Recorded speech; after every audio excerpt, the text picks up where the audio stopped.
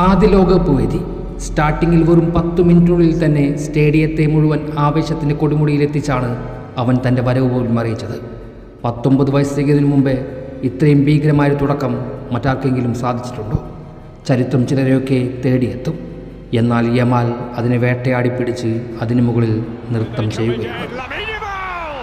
Copa വെർഡയുമായുള്ള സമനിലയ്ക്ക് ശേഷം അടുത്ത കളിയിൽ തൻ്റെ തിരിച്ചുവരവ് കൊണ്ട് മറുപടി പറയുമെന്നവൻ സോഷ്യൽ മീഡിയ ക്യാൻവാസിൽ ഇങ്ങനെ കുറിച്ചിടുമ്പോൾ യമാൽ ആരാണെന്ന് വേൾഡ് കപ്പ് വേദി കാണാൻ പോകുന്നതേയുള്ളൂ എന്ന് അറിയാമായിരുന്നു. അതതിൻ്റെ ഏറ്റവും ബ്രൂട്ടൽ സൈഡ് പുറത്ത് കാട്ടിക്കൊണ്ട് അവസാനിപ്പിക്കുകയും ചെയ്തു. 19 വയസ്സ് മാത്രം തികയുന്നതിന് മുമ്പ് ഇത്രയും ഭീകരമായൊരു തുടക്കം മറ്റാർക്കെങ്കിലും ഉണ്ടായിട്ടുണ്ടോ?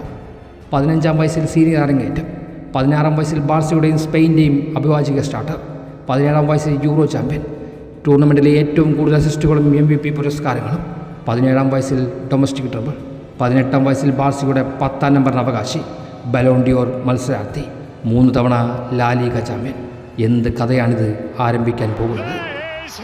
ഇതൊരു താരത്തിൻ്റെ ഉദയം മാത്രമല്ല, മെസ്സിയും റൊണോയും നെയ്മറുമെല്ലാം അവസാനിക്കുന്നിടത്ത് ആരംഭിക്കുന്ന ഒരു പുതിയ യുഗത്തിൻ്റെ കഥ കൂടിയാണ്.